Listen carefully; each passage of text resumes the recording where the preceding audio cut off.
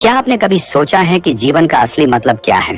क्या वो सब कुछ जो हम हासिल करने के पीछे भाग रहे हैं, पैसा, शोहरत, रिश्ते, क्या वही हमारी मंजिल है या फिर मंजिल कुछ और है? आज की ये ऑडियो बुक एक ऐसे ही इंसान की कहानी है जो इन सवालों के जवाब खोजने के लिए अपना सब कुछ त्याग देता है। ये कहानी है सिद्धार्थ की, जिसे लिखा है महान लेखक हरमन हेस ने। ये कहानी सिर्फ एक यात्रा नहीं बल्कि खुद की खोज है, आत्मा की उस पुकार को सुनने की कोशिश है जिसे हम अक्सर दुनिया के शोर में अनसुना कर देते हैं। ये कहानी है ज्ञान और अनुभव के फर्क को समझने की। दोस्तों, ये ऑडियो बुक कुछ लंबी है क्योंकि ये कहानी गहराई की मांग करती है। ये कोई आम कहानी नहीं है जिसे आप बस यूं ही सुन लें। ये एक ऐसा सफर है जिसे आपको महसूस करना होगा, जीना होगा। तो मेरा सुझाव है कि आप इस वीडियो को कहीं शेयर करके सेव कर लें या फिर बीच बीच में आराम लेकर सुनें, ताकि आप इस कहानी के हर एक पहलू को, हर एक भावना को और हर एक सीख को अपने अंदर उतार सकें। तो चलिए अपनी चेतना को तैयार कीजिए और मेरे साथ चलिए सिद्धार्थ की इस अद्भुत और जीवन बदलने वाली यात्रा पर। अध्याय नंबर 1, ब्राह्मण का पुत्र। तो कहानी शुरू होती है भारत की एक खूबसूरत नदी के किनारे बसे एक शांत से गांव से। यहाँ एक ब्राह्मण परिवार रहता है जिसके मुखिया बहुत ही ज्ञानी और सम्मानित व्यक्ति हैं। उनके घर में एक बेटा जन्म लेता है जिसका नाम रखा जाता है सिद्धार्थ। सिद्धार्थ कोई आम बालक नहीं है। वो दिखने में बहुत सुंदर है, उसकी आंखों में एक अजीब सी चमक है और उसका दिमाग किसी भी चीज को एक बार में ही सीख लेता है। उसके पिता उसे वेदों और शास्त्रों की शिक्षा देते हैं और सिद्धार्थ उन सभी गहराइयों को बहुत आसानी से समझ लेता है जो खास ज्ञानी भी नहीं समझ पाते। गांव के सभी लोग उसे बहुत प्यार करते हैं। उसकी माँ को उस पर गर्व है, उसके पिता की आंखों में उसके लिए उम्मीदें हैं और उसका सबसे अच्छा दोस्त गोविंदा उसे अपनी प्रेरणा मानता है। गोविंदा भी एक ब्राह्मण का बेटा है और वो सिद्धार्थ को इतना मानता है कि उसने ठान लिया है कि वो हमेशा सिद्धार्थ के नक्शे दम पर ही चलेगा। आप कल्पना कीजिए एक ऐसा जीवन जिसके पास सब कुछ है, सम्मान, ज्ञान, परिवार का प्यार, एक वफादार दोस्त और एक उज्जवल भविष्य। हर कोई कहता है कि सिद्धार्थ एक दिन बहुत महान ज्ञानी बनेगा, एक खास पुरोहित बनेगा जो लोगों को रास्ता दिखाएगा। लेकिन जिस इंसान के पास सब कुछ होता है, अक्सर उसी के मन में सबसे ज्यादा सवाल होते हैं। सिद्धार्थ के साथ भी यही हो रहा था। दिन में वो अपने पिता के साथ यज्ञ करता, शास्त्रों पर चर्चा करता, ध्यान लगाता, लेकिन रात के अंधेरे में जब वो अकेला होता तो एक बेचैनी उसे घेर लेती। उसे लगता था कि जो कुछ भी वो सीख रहा है वो अधूरा है। उसे सिखाया गया था कि आत्मा ही ब्रह्म है, यानी हर इंसान के अंदर की आत्मा उस परम शक्ति का ही एक हिस्सा है। लेकिन ये सिर्फ एक किताबी बात थी। उसने इस सच्चाई को कभी महसूस नहीं किया था। वो घंटों ध्यान में बैठता, अपनी आत्मा को खोजने की कोशिश करता, लेकिन उसे सिर्फ खामोशी मिलती। सिद्धार्थ के मन में एक तूफान चल रहा था। वो सोचता था, मेरे पिता और मेरे गुरु इतने ज्ञानी हैं, उन्होंने इतने सारे शास्त्र सीखे हैं, वो हर रोज इतने सारे अनुष्ठान करते हैं, लेकिन क्या वो सच में सुखी हैं? क्या उन्होंने उस आत्मा को पा लिया है जिसकी वो बातें करते हैं? अगर उन्होंने पा लिया होता तो उनकी आंखों में वो शांति क्यों नहीं दिखती? वो भी तो हर रोज उन्हीं रीति रिवाजों में उलझे हुए हैं। तो फिर ये सारे यज्ञ, ये सारे मंत्र, ये सारी पूजा अर्चना किस लिए? क्या ये सिर्फ एक परंपरा है जिसे हम वंश दर वंश निभाते आ रहे हैं, या इसमें वाकई कोई सच्चाई है? ये सवाल उसे अंदर ही अंदर खाए जा रहे थे। उसे अपने पिता के ज्ञान पर कोई शक नहीं था, लेकिन उसे लगता था कि ये ज्ञान उसे उसकी मंजिल तक नहीं पहुंचा सकता। उसे लगता था कि ज्ञान को किताबों से नहीं बल्कि अनुभव से पाया जाता है।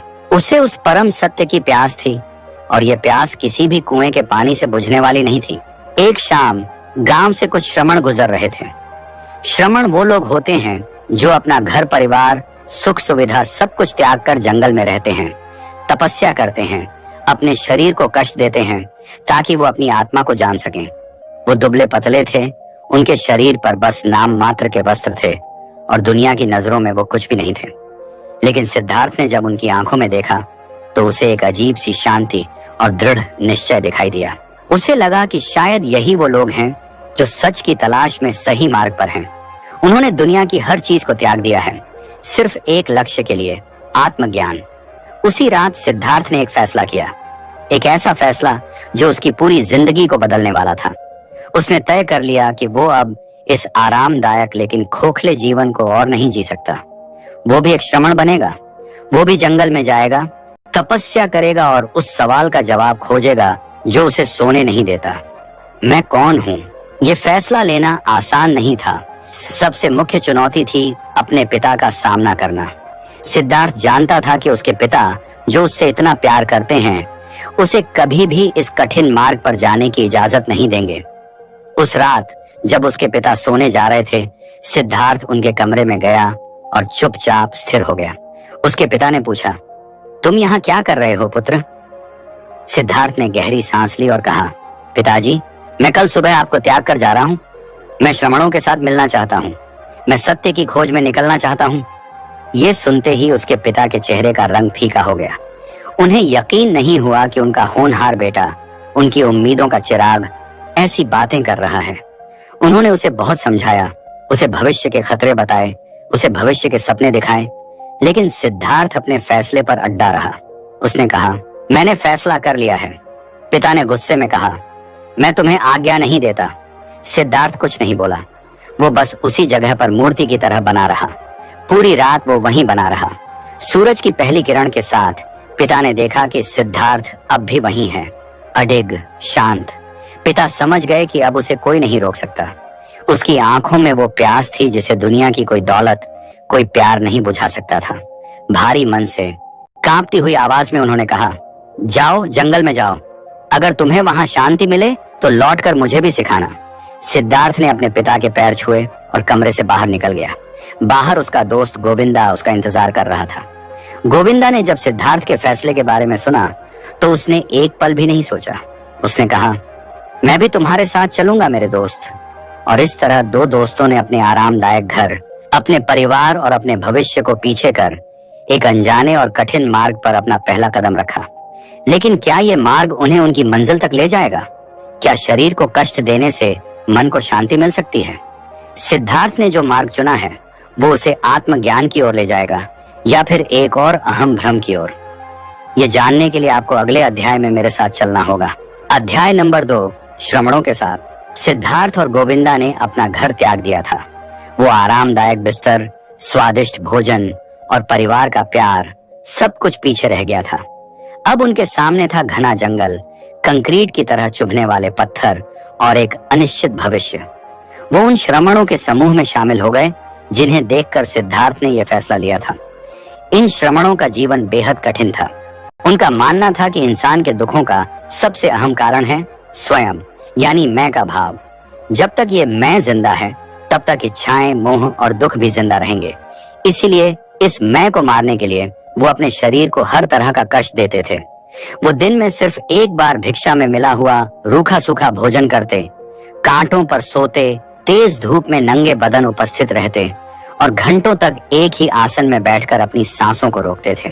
उनका लक्ष्य था अपने शरीर की हर इच्छा, हर जरूरत को खत्म कर देना, ताकि अंत में सिर्फ आत्मा बचे। सिद्धार्थ, जो हमेशा से हर काम में सबसे आगे रहता था, यहाँ भी पूरी लगन से लग गया। उसने उपवास रखना शुरू कर दिया। कभी कभी वो हफ्तों तक कुछ नहीं खाता था। उसके शरीर की सारी चर्बी पिघल गई, उसकी त्वचा सूख कर कांटा हो गई और उसकी पसलियां बाहर निकल आईं। वो सर्दी, गर्मी, बरसात की परवाह के बिना ध्यान में बैठा रहता। उसने अपनी सांसों पर इतना नियंत्रण कर लिया था कि वो घंटों तक सांस रोक सकता था। उसने सीखा कि कैसे अपने मन को शरीर से अलग किया जा सकता है, कैसे दर्द और भूख को बस एक बाहरी एहसास की तरह देखा जा सकता है। उसने अपने स्वयं को मारने की हर वो कोशिश की जो श्रमणों के गुरु उसे सिखाते थे। गोविंदा ये सब देखकर बहुत प्रभावित था। उसे लगता था कि सिद्धार्थ जरूर एक दिन महान संत बनेगा, क्योंकि जितनी कठोर तपस्या सिद्धार्थ कर रहा था उतनी कोई और नहीं कर सकता था। गोविंदा को पूरा यकीन था कि वो सही मार्ग पर हैं और जल्द ही उन्हें मोक्ष की प्राप्ति होगी। लेकिन सिद्धार्थ के मन में वही बेचैनी फिर से लौटने लगी थी। 3 साल बीत गए थे। 3 साल की कठोर तपस्या के बाद सिद्धार्थ ने अपने शरीर पर तो विजय पा ली थी, लेकिन उसके मन के सवाल अब भी वहीं के वहीं थे। उसने सीखा था कि कैसे अपनी इच्छाओं को दबाया जा सकता है, कैसे दर्द से भागा जा सकता है, लेकिन उसने ये नहीं सीखा था कि इन इच्छाओं और दर्द का असली मतलब क्या है। वो सोचता था, मैं अपने मैं को मारने की कोशिश कर रहा हूँ, मैं ध्यान लगाकर अपनी सांसें रोककर कुछ घंटों के लिए अपने आप से दूर भाग जाता हूँ। मैं एक जानवर की चेतना में चला जाता हूँ या एक पत्थर की तरह शून्य हो जाता हूँ। लेकिन जैसे ही मैं वापस अपनी चेतना में लौटता हूँ, मेरा वही मैं फिर से मेरे सामने उपस्थित हो जाता है। तो क्या ये सब सिर्फ एक नशा है? जैसे कोई शराबी शराब पीकर कुछ देर के लिए अपने दुखों को भूल जाता है, क्या मैं भी तपस्या का नशा करके अपने सवालों से भाग रहा हूँ? ये मार्ग मुझे कहीं नहीं ले जा रहा। ये तो बस एक चक्कर है जिसमें मैं घूम रहा हूँ। उसे यह एहसास होने लगा था कि शरीर को कष्ट देना या अपनी चेतना को कुछ देर के लिए सुला देना आत्मज्ञान का मार्ग नहीं हो सकता। ये तो सत्य से भागने का एक तरीका है। अगर आत्मा हर जगह है, अगर ब्रह्म कण कण में है, तो उसे खोजने के लिए अपने आप से भागने की क्या जरूरत है? यह ज्ञान उसे किसी भी तपस्या से ज्यादा अहम लग रहा था। उसने अपने दोस्त गोविंदा से इस बारे में बात की। उसने कहा, गोविंदा, मुझे लगता है कि हम जो कर रहे हैं वो हमें कहीं नहीं ले जाएगा। हमने अपने गुरुओं से बहुत कुछ सीखा है, लेकिन जो सबसे जरूरी चीज है, आत्मज्ञान, वो हमें कोई और नहीं सिखा सकता। ये सारे तरीके, ये सारी तपस्या, ये बस हमें कुछ देर के लिए बहला सकते हैं। गोविंदा ये सुनकर हैरान रह गया।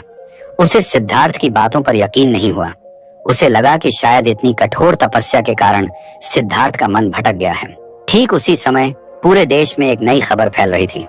खबर थी एक ऐसे व्यक्ति की जिसने निर्वाण को प्राप्त कर लिया है। उसका नाम था गौतम और लोग उसे बुद्ध कहते थे, यानी जिसे ज्ञान प्राप्त हो गया हो। कहा जाता था कि उन्होंने दुखों का कारण और उसे खत्म करने का मार्ग खोज लिया है। वो किसी को कठोर तपस्या करने के लिए नहीं कहते थे और न ही वो दुनिया के भोग विलास में डूबने को कहते थे। उन्होंने एक मध्यम मार्ग खोजा था। जब ये खबर श्रमणों के कानों तक पहुंची तो गोविंदा के मन में एक नई उम्मीद जागी। उसने सिद्धार्थ से कहा, चलो हम उस गौतम बुद्ध के पास चलते हैं। मैंने सुना है वो महान है, शायद वो हमारी प्यास बुझा सकें। सिद्धार्थ के मन में किसी भी गुरु के लिए अब कोई खास उत्साह नहीं था। उसे लगने लगा था कि कोई भी गुरु उसे वो नहीं दे सकता जो वो खोज रहा है। लेकिन अपने दोस्त की खातिर और मन में एक धुंधली सी जिज्ञासा लिए वो गोविंदा के साथ गौतम बुद्ध से मिलने के लिए तैयार हो गया। उसने श्रमणों के जीवन को अलविदा कहने का फैसला कर लिया। जब सिद्धार्थ ने श्रमणों के सबसे वृद्ध गुरु को बताया कि वो और गोविंदा उन्हें त्याग कर जा रहे हैं, तो गुरु को बहुत गुस्सा आया। लेकिन सिद्धार्थ ने विनम्रता से अपनी बात रखी। उसने अपनी तपस्या से जो सीखा था उसका इस्तेमाल करते हुए अपनी इच्छा शक्ति से उस वृद्ध गुरु को कुछ पलों के लिए वश में कर लिया और उनसे आशीर्वाद लेकर वहां से निकल गया। अब सिद्धार्थ और गोविंदा एक नए सफर पर थे, बुद्ध की खोज में। गोविंदा के मन में उम्मीदें और उत्साह था। उसे लग रहा था कि अब उसकी खोज खत्म होने वाली है। लेकिन सिद्धार्थ के मन में शक और सवाल थे। वो सोच रहा था, क्या ये बुद्ध सच में उतने ही ज्ञानी होंगे जितना लोग कहते हैं? क्या वो मुझे मेरे सवालों का जवाब दे पाएंगे, या वो भी बाकी गुरुओं की तरह कुछ किताबी बातें और तरीके ही बताएंगे? सिद्धार्थ ने एक मार्ग त्यागा था क्योंकि वो उसे मंजिल तक नहीं ले जा रहा था। अब वो एक नए मार्ग पर कदम रख रहा था, लेकिन उसके दिल में ये डर भी था कि कहीं ये मार्ग भी एक और धोखा न साबित हो। क्या गौतम बुद्ध सिद्धार्थ की आत्मा की प्यास को शांत कर पाएंगे, या सिद्धार्थ को यहाँ से भी खाली हाथ ही लौटना होगा? इसका जवाब हमें अगले अध्याय में मिलेगा। अध्याय नंबर 3, गौतम। सिद्धार्थ और गोविंदा कई दिनों तक चलने के बाद आखिरकार उस जगह पहुंचे जहां गौतम बुद्ध अपने शिष्यों को उपदेश दे रहे थे। वो जगह एक शांत उपवन में थी जिसका नाम जेतवन था। वहां हजारों की संख्या में भिक्षु थे जो पीले वस्त्र पहने हुए थे और जिनके चेहरे पर एक अद्भुत शांति थी। जब सिद्धार्थ और गोविंदा ने पहली बार बुद्ध को देखा तो वो बस देखते ही रह गए। बुद्ध एक वृक्ष के नीचे शांत भाव से बैठे थे। उनके चेहरे पर कोई घमंड नहीं था, कोई दिखावा नहीं था, बल्कि एक गहरी करुणा और स्थिरता थी। उनकी मुस्कान ऐसी थी जैसे वो दुनिया के हर दुख को समझते हैं, और उनकी आंखों में एक ऐसी चमक थी जो किसी राजा या योद्धा में नहीं हो सकती। सिद्धार्थ ने अपने जीवन में बहुत से ज्ञानी और सम्मानित लोग देखे थे, लेकिन बुद्ध जैसा कोई नहीं देखा था। उन्हें देखकर ही लगता था कि इस व्यक्ति ने सच में कुछ ऐसा पा लिया है जो बाकी दुनिया सिर्फ खोज रही है। बुद्ध ने अपना उपदेश देना शुरू किया। उन्होंने 4 आर्य सत्यों के बारे में बताया कि जीवन में दुख है, दुख का कारण इच्छा और मोह है। इन दुखों को खत्म किया जा सकता है और इसे खत्म करने का एक मार्ग है जिसे अष्टांगिक मार्ग कहते हैं। उनकी बातें बहुत सरल, सीधी और तर्क से भरी हुई थीं। वो ईश्वर, आत्मा या ब्रह्म जैसी जटिल बातों में नहीं उलझ रहे थे। वो सीधे सीधे इंसान के दुख और उसके निवारण की बात कर रहे थे। उनकी हर बात तर्क की कसौटी पर खरी उतरती थी। उन्होंने न तो शरीर को अत्यधिक कष्ट देने की बात की और न ही दुनिया के भोगों में डूब जाने की। उन्होंने एक संतुलित, एक मध्यम मार्ग का उपदेश दिया। सिद्धार्थ ने उनकी हर बात को बहुत ध्यान से सुना। वो बुद्ध के ज्ञान, उनकी शांति और उनकी स्पष्टता से बहुत प्रभावित हुआ। उसे लगा कि इस व्यक्ति ने वाकई जीवन के रहस्य को सुलझा लिया है। उपदेश खत्म होने के बाद कई लोगों ने बुद्ध से दीक्षा लेने और उनके संघ में शामिल होने का फैसला किया। गोविंदा उनमें से एक था। वो बुद्ध की शिक्षाओं से इतना प्रभावित हुआ कि उसने तुरंत फैसला कर लिया कि यही उसके जीवन का मार्ग है।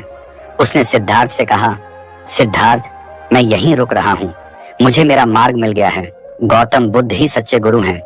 तुम भी यहीं रुक जाओ, हम साथ मिलकर निर्वाण प्राप्त करेंगे। लेकिन सिद्धार्थ चुप रहा। उसके चेहरे पर एक अजीब सा भाव था। वो बुद्ध से प्रभावित तो था, लेकिन पूरी तरह से संतुष्ट नहीं था। गोविंदा ने बुद्ध की शरण ली और भिक्षु बन गया। वो उन हजारों लोगों में से एक हो गया जो बुद्ध के दिखाए मार्ग पर चलने के लिए तैयार थे। अब सिद्धार्थ अकेला रह गया था। उस शाम सिद्धार्थ ने बुद्ध से अकेले में मिलने की आज्ञा मांगी। बुद्ध ने उसे अनुमति दे दी। सिद्धार्थ ने बुद्ध के सामने सिर झुकाया और कहा, हे भगवान, आपकी शिक्षा अद्भुत है। दुनिया में शायद ही कोई और होगा जिसने जीवन के चक्र को इतनी स्पष्टता से समझा हो। मैं आपके ज्ञान का सम्मान करता हूँ।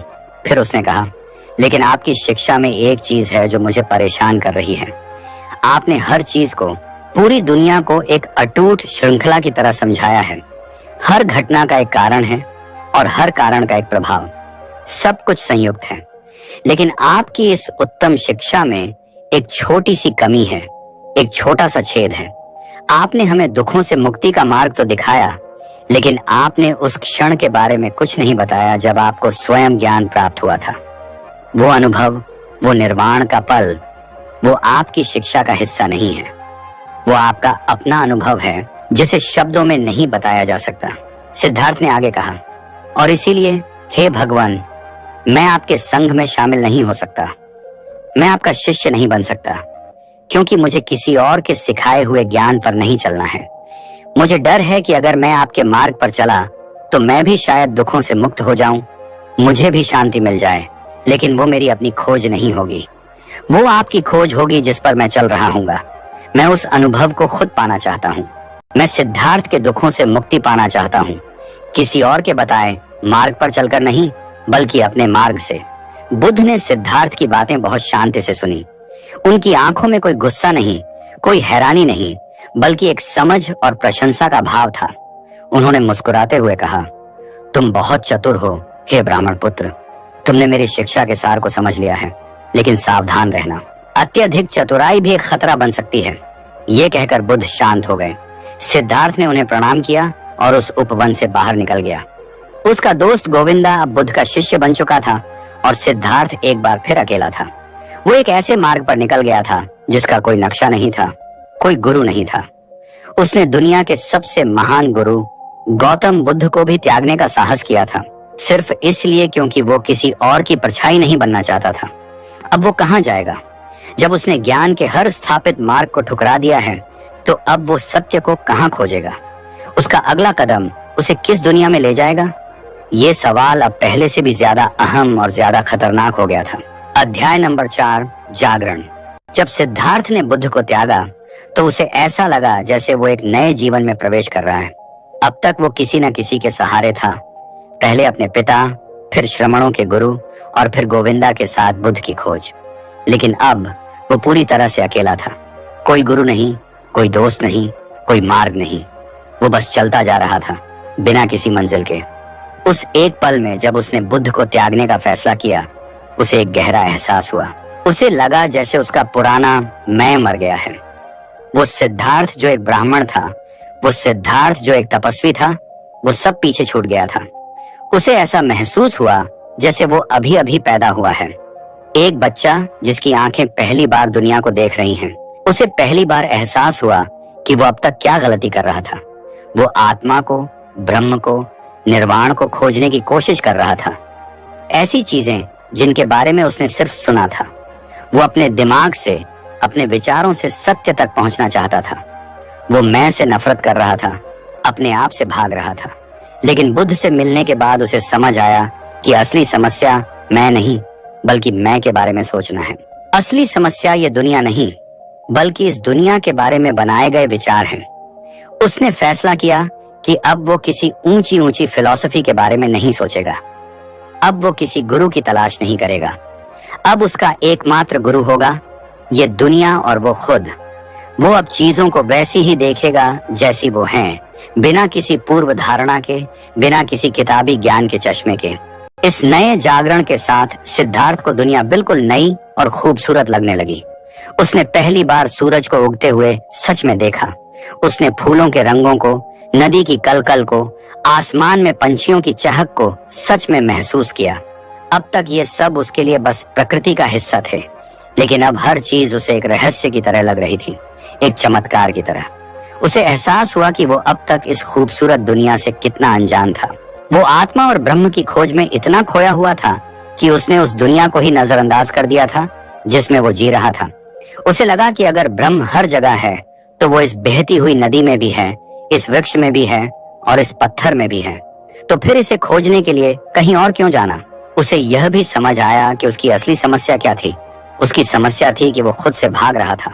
वो सिद्धार्थ से, उसकी इच्छाओं से, उसकी भावनाओं से नफरत करता था। लेकिन अब उसने फैसला किया कि वो खुद को समझेगा, वो सिद्धार्थ को जानेगा। उसकी इच्छाएं क्या हैं, उसे क्या चीज खुशी देती है, उसे किस चीज से डर लगता है। अब वो इन सब चीजों को दबाएगा नहीं, बल्कि उन्हें अनुभव करेगा, उन्हें जिएगा। उसने तपस्वियों की दुनिया को पूरी तरह से त्याग दिया और फैसला किया कि वो अब संसार की दुनिया में प्रवेश करेगा। वो दुनिया जिससे वो अब तक डरता और नफरत करता आया था। वो दुनिया जहां लोग पैसे, प्यार और शक्ति के पीछे भागते हैं। उसने सोचा, अगर मुझे दुनिया के रहस्य को समझना है तो मुझे पहले दुनिया का हिस्सा बनना होगा। यह सिद्धार्थ के जीवन का सबसे अहम परिवर्तन था। अब तक वो आत्मा के मार्ग पर था, अब वो इंद्रियों के मार्ग पर चलने वाला था। अब तक उसने त्याग सीखा था, अब वो भोग सीखने जा रहा था।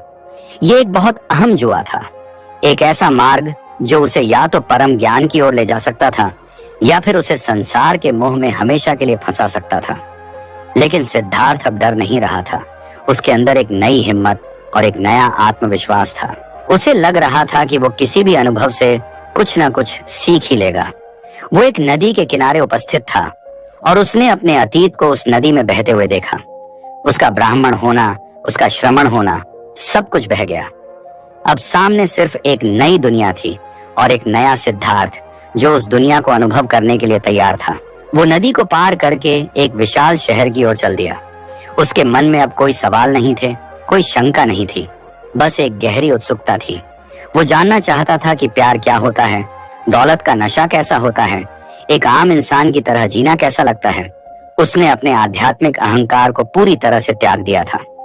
वो अब एक खाली बर्तन की तरह था जो संसार के हर अनुभव से खुद को भरने के लिए तैयार था।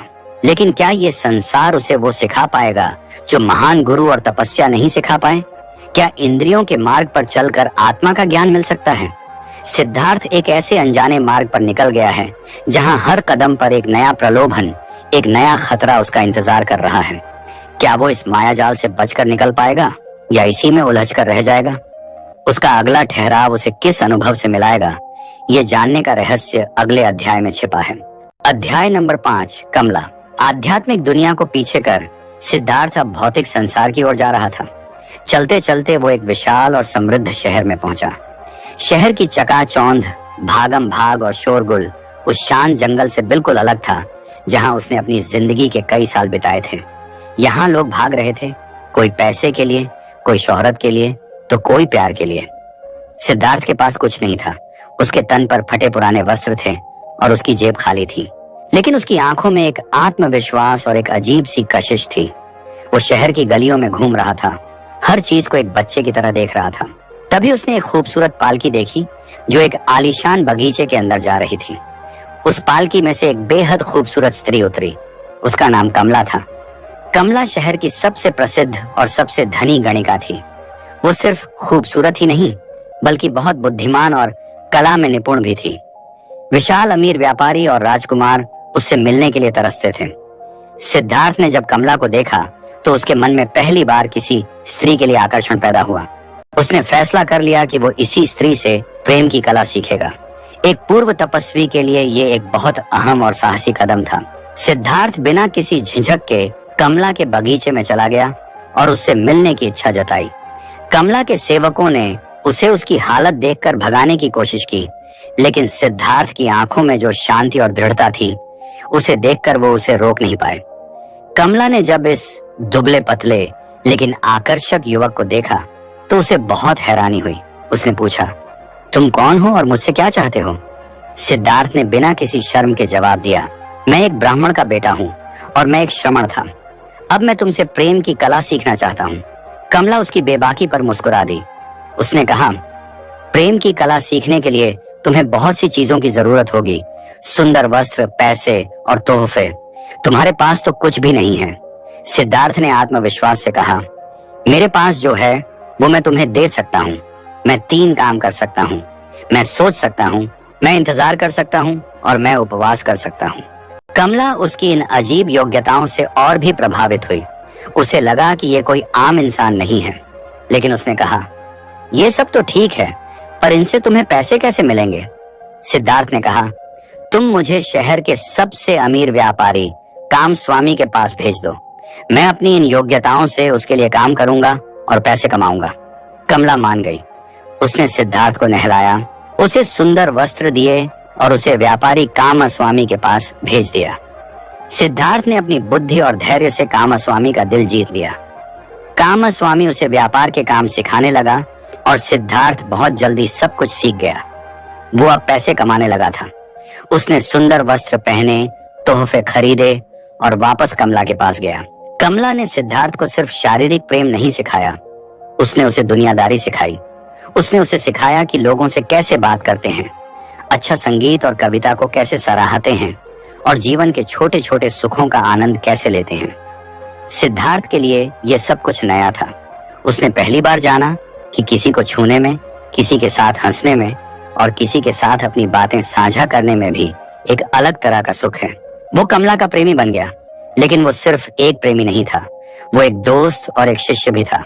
वो दोनों घंटों बातें करते। सिद्धार्थ उसे अपनी आध्यात्मिक खोज के बारे में बताता और कमला उसे संसार के नियमों के बारे में बताती। सिद्धार्थ को पहली बार महसूस हुआ कि एक आम इंसान का जीवन, जिसे वो तुच्छ समझता था, उसमें भी बहुत गहराई और सीखने के लिए बहुत कुछ है। सिद्धार्थ धीरे धीरे इस दुनिया में ढलने लगा था। वो एक सफल व्यापारी बन गया था। उसके पास बहुत सारा पैसा था और शहर की सबसे खूबसूरत स्त्री उसकी प्रेमिका थी। वो खेलता, शराब पीता और वो सारे काम करता जो अमीर लोग करते हैं। उसने अपने तपस्वी जीवन को जैसे पूरी तरह भुला दिया था। वो अब उस सिद्धार्थ से बहुत दूर जा चुका था जो जंगल में आत्मज्ञान की खोज कर रहा था। लेकिन क्या यही उसकी मंजिल थी? क्या प्रेम और दौलत की ये दुनिया उसकी आत्मा की उस गहरी प्यास को बुझा सकती थी जिसके लिए उसने अपना घर त्यागा था? वो कमला से प्रेम करता था, लेकिन उसे ये भी पता था कि ये वो गहरा आध्यात्मिक प्रेम नहीं है। ये इंद्रियों का खेल था, एक सुंदर सपना। सिद्धार्थ ने संसार का स्वाद चखना शुरू कर दिया था, लेकिन हर नशे की एक कीमत होती है। सिद्धार्थ इस खेल में इतना डूब गया था कि उसे पता ही नहीं चला कि वो धीरे धीरे बदल रहा है। वो जिस मैं को मारने निकला था, वो मैं अब और भी ज्यादा मजबूत और लालची होता जा रहा था। क्या सिद्धार्थ इस सुनहरे जाल को देख पाएगा, या वो इसमें इतना उलझ जाएगा कि उसकी असली खोज हमेशा के लिए अधूरी रह जाएगी? इस चमक दमक के पीछे एक अंधेरा भी छिपा था और सिद्धार्थ धीरे धीरे उसी अंधेरे की तरफ जा रहा था। अध्याय नंबर 6, संसारियों के बीच। कई साल बीत गए। सिद्धार्थ अब वो भोला भाला युवक नहीं रहा था जो शहर में खाली हाथ आया था। वो अब शहर के सबसे अमीर व्यापारियों में से एक था। काम स्वामी ने उसे अपने व्यापार का हिस्सेदार बना लिया था और सिद्धार्थ ने अपनी बुद्धि से उस व्यापार को और भी ज्यादा फैला दिया था। उसके पास एक विशाल सा घर था, कई नौकर चाकर थे और वो हर तरह की सुख सुविधा का आनंद ले रहा था। उसका ज्यादातर समय या तो व्यापार के दांव पेंच में बीतता या फिर कमला के साथ प्रेम और विलास में। उसने दुनिया के उन सभी सुखों को छक लिया था जिनकी उसने कभी कल्पना भी नहीं की थी। शुरू शुरू में सिद्धार्थ इस सब को एक खेल की तरह लेता था। वो पैसे कमाता था, जुआ खेलता था, लेकिन मन ही मन वो खुद को इन सब से अलग समझता था। उसे लगता था कि वो बस एक दर्शक है जो इन संसारी लोगों का खेल देख रहा है और सीख रहा है। वो सोचता था, ये लोग कितने बचकाने हैं, ये पैसे, जायदाद और छोटी छोटी जीत हार के लिए कितना परेशान होते हैं। मैं इनकी तरह नहीं हूँ, मैं तो बस अनुभव के लिए ये सब कर रहा हूँ। जब चाहूंगा इस खेल को त्याग कर चला जाऊंगा। वो उन लोगों पर हंसता था जो व्यापार में हुए कुछ नुकसान पर रोने लगते थे, या जो अपनी इज्जत के लिए किसी से भी संघर्ष करने को तैयार हो जाते थे। उसे लगता था कि उसकी आत्मा अब भी एक तपस्वी की आत्मा है, जो इस गंदगी में रहकर भी कमल की तरह पवित्र है। लेकिन धीरे धीरे, बिना उसे पता चले, ये खेल उस पर हावी होने लगा। जो चीजें पहले उसके लिए सिर्फ एक अनुभव थीं, अब वो उसकी आदत बनती जा रही थी।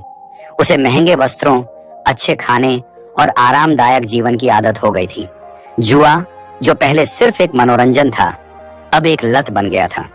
जब वो जुए में हारता तो उसे गुस्सा आता, वो बेचैन हो जाता, उसे पैसे खोने का डर सताने लगता। वो उन्हीं आम लोगों की तरह व्यवहार करने लगा था जिनका वो कभी मजाक उड़ाता था। उसकी आत्मा की वो आवाज जो उसे हमेशा सही गलत का एहसास कराती थी, अब बहुत धीमी हो गई थी, जैसे कोई दूर से पुकार रहा हो। वो उसे अनसुना करने लगा था। एक रात वो कमला के साथ था। वो दोनों बातें कर रहे थे, लेकिन सिद्धार्थ का मन कहीं और था। वो दिन में हुए व्यापार के नुकसान के बारे में सोच रहा था। कमला ने उसके चेहरे पर चिंता देखकर पूछा, तुम्हें क्या हुआ है सिद्धार्थ? तुम परेशान लग रहे हो। सिद्धार्थ ने कुछ नहीं कहा। कमला ने एक गहरी सांस ली और कहा, सिद्धार्थ, तुम बदल गए हो। जब तुम पहली बार मेरे पास आए थे तो तुम्हारी आंखों में एक अलग ही चमक थी, एक शांति थी। तुम इस दुनिया में रहते हुए भी इस दुनिया के नहीं थे, लेकिन अब ये दुनिया तुम पर हावी हो गई है। तुम भी बाकी लोगों की तरह बन गए हो, लालची, बेचैन और डरे हुए। कमला की ये बातें सिद्धार्थ के दिल में तीर की तरह चुभ गईं, क्योंकि वो सच कह रही थी। उस रात सिद्धार्थ सो नहीं पाया। वो अपने आलीशान बिस्तर पर लेटा रहा और अपनी जिंदगी के बारे में सोचने लगा। उसे अपना पुराना जीवन याद आया, वो तपस्वी सिद्धार्थ जो भूखा प्यासा रहकर भी शांत था। और फिर उसने आज के सिद्धार्थ को देखा, जो हर सुख सुविधा होने के बावजूद अंदर से खोखला और बेचैन था। उसे एहसास हुआ कि वो जिस चीज से भाग रहा था उसी में पूरी तरह से डूब चुका है। उसने आत्मज्ञान की खोज शुरू की थी और अब वो पैसे और वासना के दलदल में फंस गया था। उसे खुद से घिन आने लगी। उसे लगा कि उसने अपने जीवन के 20-30 साल बस एक मूर्खतापूर्ण खेल में बर्बाद कर दिए हैं। वो जिस संसार को समझने आया था, उस संसार ने उसे निगल लिया था। उसे अपनी तपस्वी वाली योग्यताएं याद आईं, सोचना, इंतजार करना, उपवास करना। वो सब जैसे वो भूल ही चुका था। उसकी आत्मा थक चुकी थी, बीमार हो चुकी थी। उसे लगा कि अगर वो एक दिन भी और इस जीवन में रहा तो वो पूरी तरह से नष्ट हो जाएगा। उसी रात उसने एक फैसला किया, वही फैसला जो उसने सालों पहले अपने पिता के घर में किया था।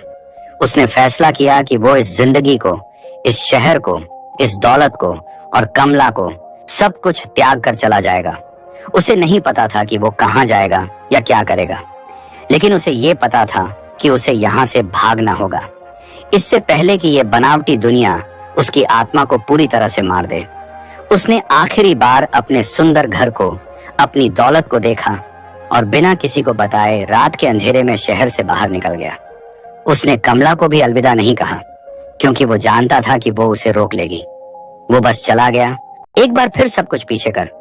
लेकिन इस बार वो एक ज्ञानी तपस्वी की तरह नहीं, बल्कि एक थके हुए, हारे हुए और खुद से निराश इंसान की तरह जा रहा था। क्या वो इस निराशा और ग्लानि से कभी उबर पाएगा? क्या ये अंत है या एक नई शुरुआत का संकेत?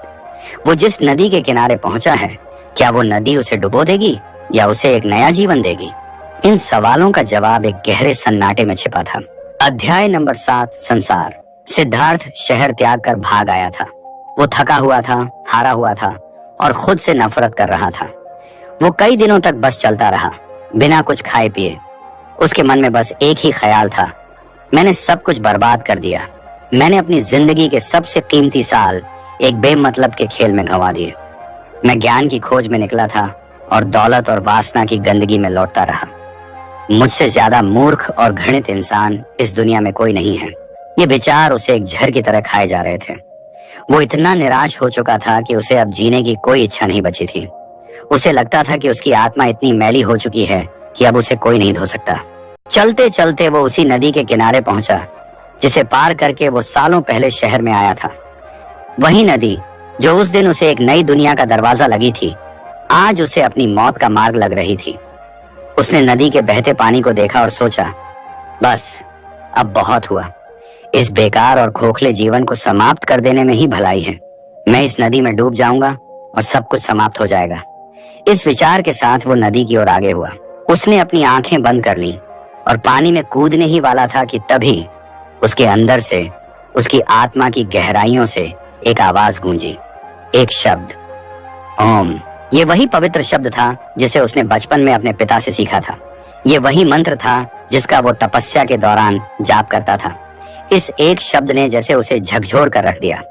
उसे अचानक अपनी सारी जिंदगी याद आ गई।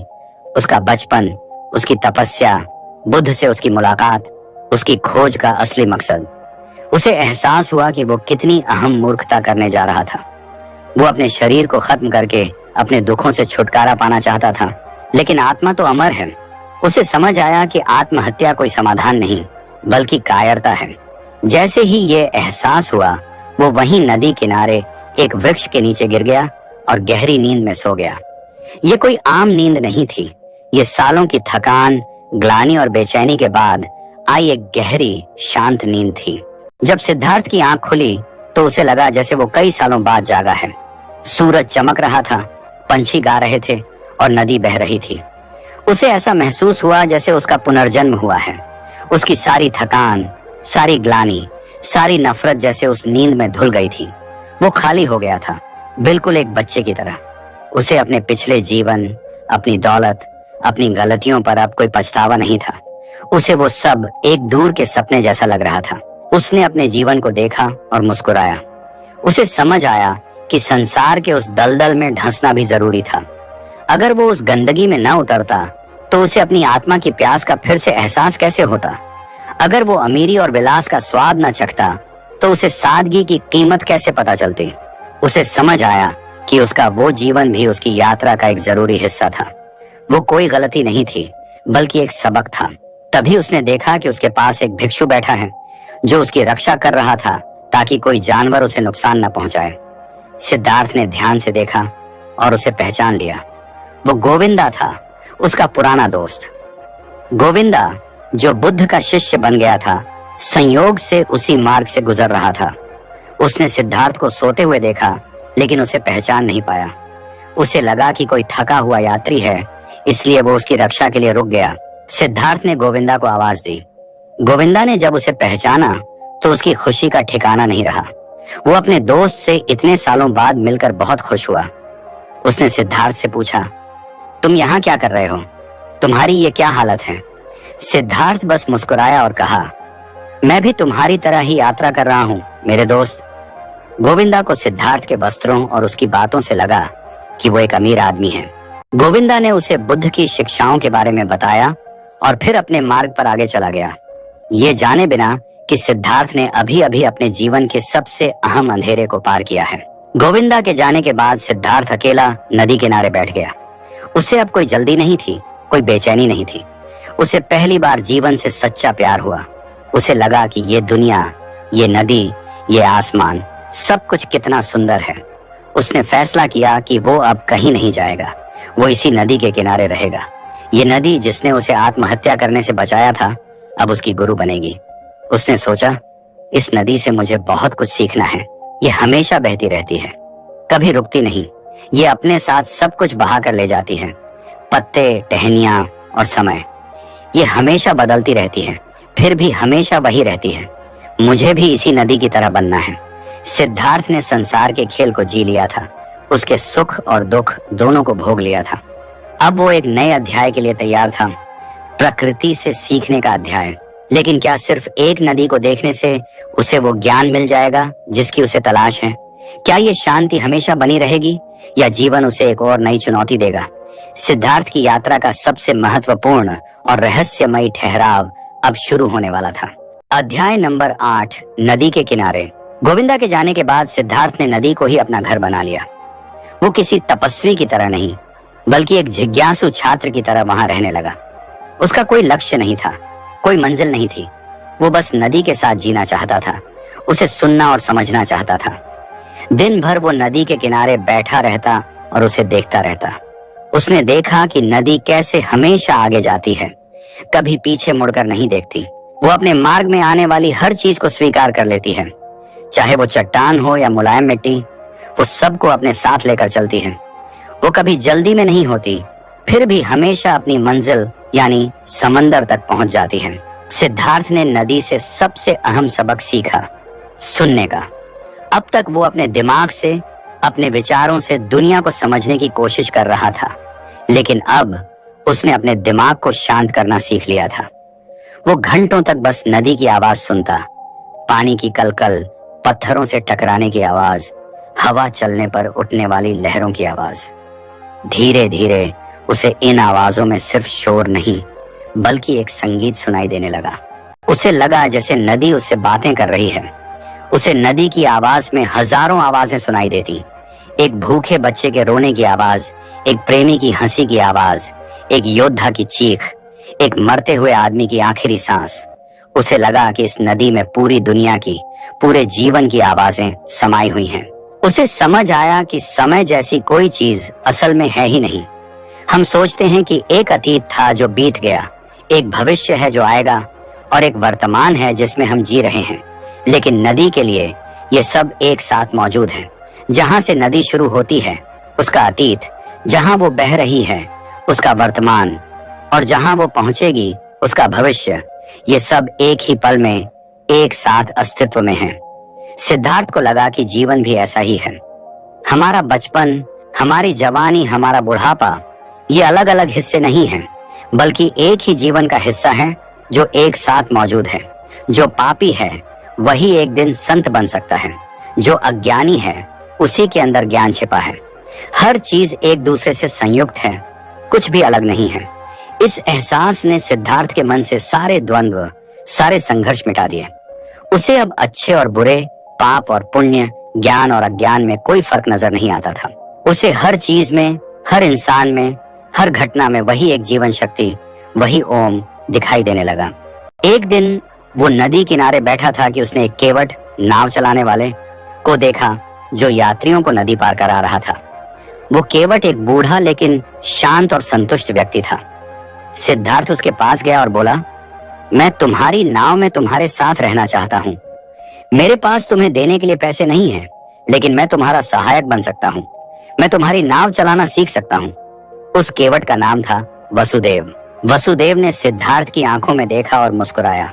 उसे लगा कि ये कोई आम यात्री नहीं है। उसने कहा, ठीक है, तुम मेरे साथ रह सकते हो। इस नदी ने मुझे बहुत कुछ सिखाया है, शायद ये तुम्हें भी कुछ सिखाएगी। इस तरह सिद्धार्थ, जो कभी एक राजकुमार की तरह रहता था और फिर एक अमीर व्यापारी बना, अब एक साधारण केवट का सहायक बन गया। वो वसुदेव के साथ रहता, उसकी छोटी सी झोपड़ी में सोता और उसके साथ नाव चलाता। वो दोनों ज्यादा बातें नहीं करते थे। उनका ज्यादातर समय खामोशी में नदी को सुनने में बीतता था, लेकिन उनकी खामोशी में भी एक गहरा संवाद होता था। सिद्धार्थ को जल्द ही एहसास हो गया कि वसुदेव कोई आम इंसान नहीं है। वो एक ज्ञानी पुरुष है जिसने जीवन के रहस्य को किताबों से नहीं, बल्कि इस नदी से सीखा है। वसुदेव बुद्ध की तरह उपदेश नहीं देता था, वो बस सुनता था।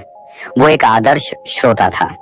जब भी सिद्धार्थ अपने मन की कोई उलझन उसे बताता, तो वसुदेव बस ध्यान से सुनता और फिर कहता, नदी को सुनो, वो तुम्हें जवाब देगी। सिद्धार्थ ने वसुदेव से सीखा कि सच्चा ज्ञान बोलने में नहीं, बल्कि सुनने में है। सच्चा ज्ञान हासिल करने में नहीं, बल्कि जाने देने में है। वो दोनों मिलकर यात्रियों को नदी पार कराते। हर यात्री अपने साथ एक कहानी लाता, कोई खुशी, कोई दुख, कोई लालच, कोई डर। सिद्धार्थ और वसुदेव बस चुपचाप उन्हें सुनते और नदी पार करा देते। सिद्धार्थ को उन सभी यात्रियों में अपना ही अक्स दिखाई देता। उसे लगता कि जीवन भी एक नदी है और हम सब यात्री हैं जो एक किनारे से दूसरे किनारे तक का सफर तय कर रहे हैं।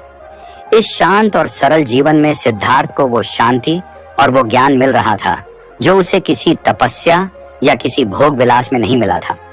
उसे लग रहा था कि अब उसकी खोज पूरी हो गई है, वो मंजिल पर पहुंच गया है। लेकिन क्या सच में ऐसा था? क्या जीवन उसे और कोई परीक्षा नहीं देगा?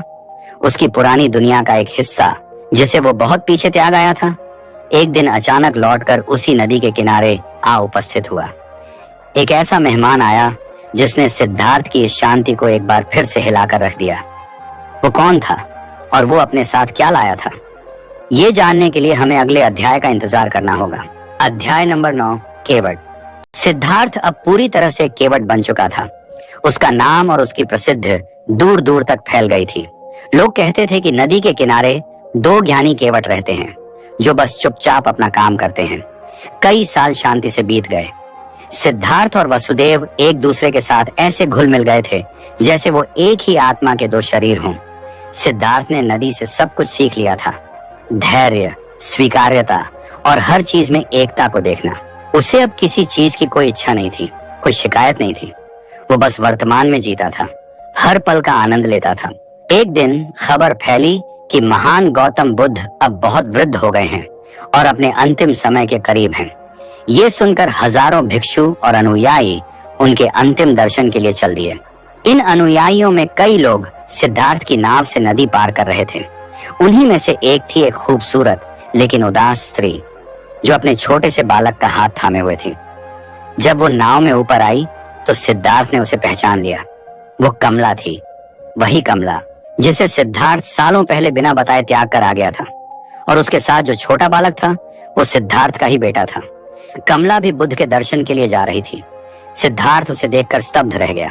उसका अतीत अचानक उसके सामने आकर उपस्थित हो गया था। नदी के किनारे पहुंचने से ठीक पहले कमला को एक जहरीले सांप ने काट लिया।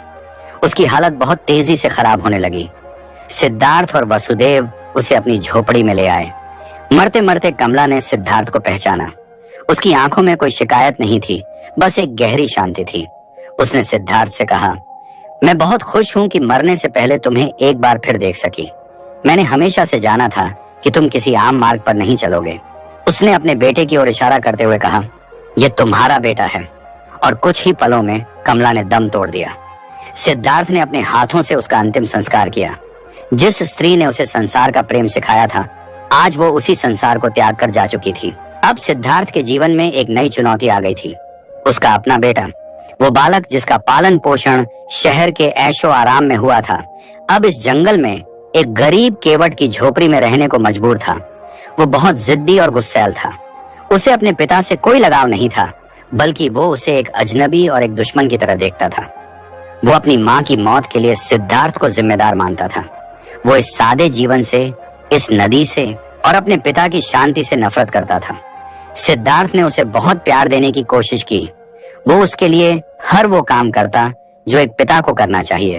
वो उसके साथ खेलता, उसे नाव चलाना सिखाने की कोशिश करता और उसे अपने पास रखने के लिए हर तरह से मनाता। लेकिन बेटा उसकी कोई बात नहीं सुनता था। वो सिद्धार्थ का अपमान करता, उसे गालियां देता और बार बार शहर भाग जाने की धमकी देता। सिद्धार्थ का दिल दुखता था। वो जिस मोह और बंधन से मुक्त हो चुका था, आज अपने ही बेटे के मोह में फंस गया था। वो जानता था कि इस बालक को यहाँ जबरदस्ती रखना गलत है। उसका मार्ग शहर की तरफ ही जाता है। लेकिन पिता का दिल उसे जाने नहीं दे रहा था। वो सोचता था, मैं इसे कैसे जाने दूं? ये मेरा बेटा है। मैं इसे उस झूठी और खोखली दुनिया में वापस नहीं भेज सकता। वो पहली बार समझ पा रहा था कि आम लोग अपने बच्चों के लिए जो मूर्खतापूर्ण प्यार करते हैं, वो कितना गहरा और कितना शक्तिशाली होता है। ये ज्ञान उसे किसी किताब या नदी से नहीं, बल्कि अपने बेटे के प्रति अपने दर्द भरे प्रेम से मिल रहा था। वसुदेव ये सब चुपचाप देख रहा था। एक दिन उसने सिद्धार्थ से कहा, तुम उसे जाने क्यों नहीं देते? क्या तुमने नदी से ये नहीं सीखा कि वो हर चीज को समंदर की ओर ले जाती है? तुम उसे जबरदस्ती रोककर उसे और खुद को, दोनों को कष्ट दे रहे हो। उसे अपना मार्ग खुद बनाने दो। उसे भी अपनी गलतियां करने दो, अपने सबक सीखने दो जैसे तुमने सीखे। सिद्धार्थ को वसुदेव की बातें समझ तो आ रही थीं, लेकिन उसका दिल मानने को तैयार नहीं था। वो आखिरी कोशिश तक हार नहीं मानना चाहता था। लेकिन एक सुबह जब वो सोकर उठा तो उसने देखा कि बेटा जा चुका है।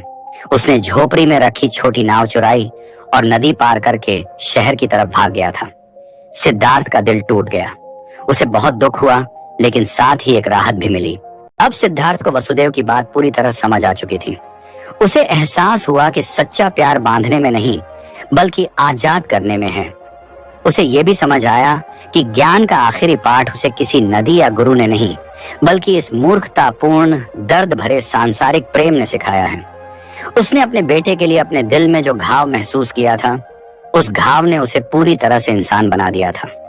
अब वो सिर्फ एक ज्ञानी नहीं, बल्कि एक करुणामय व्यक्ति भी बन गया था।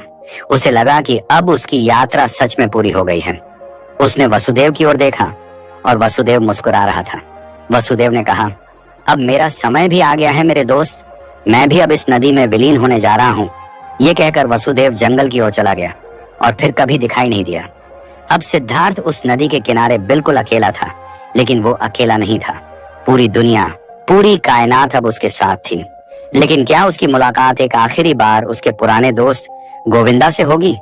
क्या वो अपने ज्ञान को शब्दों में बयां कर पाएगा? कहानी अपने अंतिम और सबसे महत्वपूर्ण चरण पर आ चुकी है। अध्याय नंबर 10, बेटा और गोविंदा से अंतिम मुलाकात। वसुदेव के जाने के बाद सिद्धार्थ अब अकेला केवट था, लेकिन अब उसे अकेलापन महसूस नहीं होता था। उसे लगता था जैसे वसुदेव की आत्मा उसी में समा गई है। वो नदी के साथ, वृक्षों के साथ, आसमान के साथ एक हो चुका था। उसके बेटे के जाने का घाव भी धीरे धीरे भर गया था।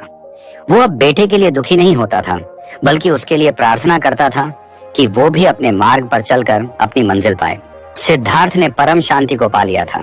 वो ज्ञान जिसे वो सालों से खोज रहा था, अब उसकी रग रग में बह रहा था। वो अब किसी विचार या सिद्धांत में नहीं, बल्कि हर सांस में, हर चीज में उस एकता को महसूस कर सकता था। कई साल और बीत गए। एक दिन एक वृद्ध भिक्षु नदी पार करने के लिए आया। वो किसी ज्ञानी पुरुष की कीर्ति सुनकर उससे मिलने आया था। सिद्धार्थ ने जब उसे देखा तो तुरंत पहचान लिया। वो गोविंदा था, लेकिन गोविंदा सिद्धार्थ को नहीं पहचान पाया। उसके लिए नाव में बैठा व्यक्ति बस एक बूढ़ा केवट था। नदी पार करते हुए गोविंदा ने उससे पूछा, हे केवट, क्या तुम ही वो ज्ञानी पुरुष हो जिसके बारे में लोग बातें करते हैं? मैं भी सत्य की खोज में हूँ। मैंने अपना पूरा जीवन गौतम बुद्ध की शिक्षाओं का पालन करते हुए बिताया है, लेकिन मुझे अब भी लगता है कि मैंने कुछ पाया नहीं है। क्या तुम मुझे ज्ञान का कोई उपदेश दे सकते हो? सिद्धार्थ मुस्कुराया और बोला, तुमने बहुत लंबी खोज की है, हे आदरणीय, लेकिन क्या तुम सच में एक और उपदेश सुनना चाहते हो? नाव किनारे लगी। गोविंदा उतरने लगा, लेकिन वो सिद्धार्थ के चेहरे को देखकर रुक गया। उसे लगा कि उसने इस चेहरे को कहीं देखा है। उसने ध्यान से देखा और हैरान रह गया। उसने कांपती हुई आवाज में कहा, तुम सिद्धार्थ हो? सिद्धार्थ ने सिर हिलाया। दोनों वृद्ध दोस्त इतने सालों बाद एक दूसरे के गले लगकर रो दिए। गोविंदा ने कहा, सिद्धार्थ, तुम मंजिल पर पहुंच गए हो। तुम्हारी आंखों में वो शांति है जिसकी मैं जीवन भर तलाश करता रहा। मुझे कुछ सिखाओ, मुझे कोई ऐसा विचार दो जो मेरे काम आ सके। सिद्धार्थ ने गोविंदा का हाथ थामा और कहा, मेरे दोस्त, ज्ञान को बताया जा सकता है, लेकिन बुद्धिमानी को नहीं। बुद्धिमानी अनुभव से आती है। अगर मैं तुम्हें कोई विचार दूंगा तो वो तुम्हारे लिए बस एक शब्द होगा, एक विचार होगा, अनुभव नहीं। हर सच का एक उल्टा पहलू भी उतना ही सच होता है।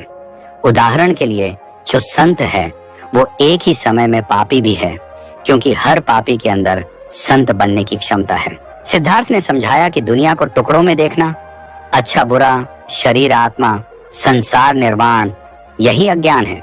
असल में सब कुछ एक है। एक पत्थर भी एक दिन पौधा बन सकता है, पौधा जानवर और जानवर इंसान। ये पूरा ब्रह्मांड एक ही जीवन चक्र का हिस्सा है।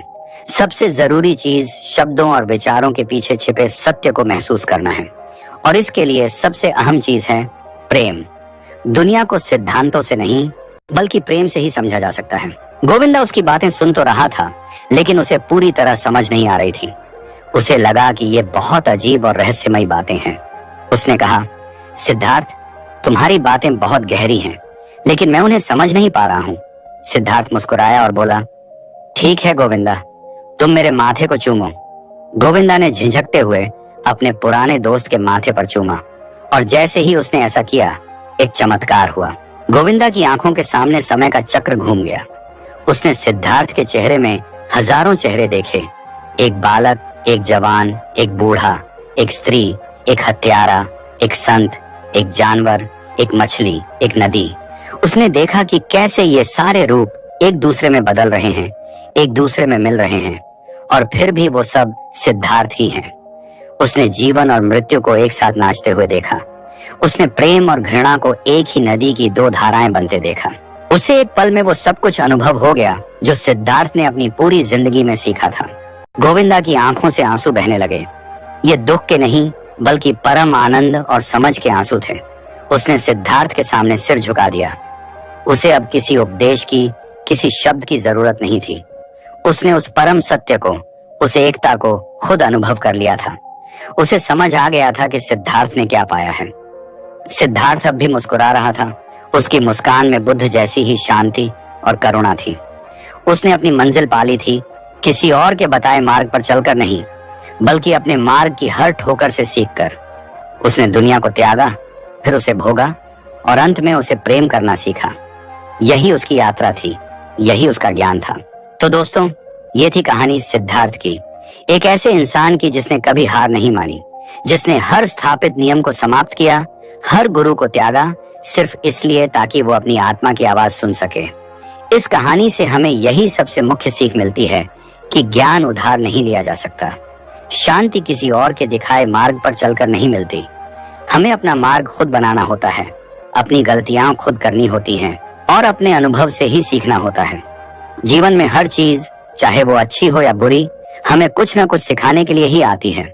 चाहे वो तपस्या का कष्ट हो या संसार का मोह या एक बालक के लिए दर्द भरा प्यार, सब कुछ उसी एक विशाल यात्रा का हिस्सा है। इस अद्भुत और गहरी यात्रा में अंत तक मेरे साथ बने रहने के लिए आपका दिल से आभार। मुझे उम्मीद है कि सिद्धार्थ की इस कहानी ने आपको भी अपने जीवन के बारे में, अपनी खोज के बारे में सोचने पर मजबूर किया होगा। अगर इस ऑडियो बुक ने आपके दिल को छुआ है तो इसे लाइक जरूर करें और कमेंट में हमें बताएं कि आपको सिद्धार्थ की यात्रा का कौन सा ठहराव सबसे ज्यादा प्रेरणादायक लगा। क्या वो तपस्वियों के साथ का जीवन था, या कमला के साथ का संसार, या फिर वसुदेव के साथ नदी के किनारे की शांति? आपके विचार हमारे लिए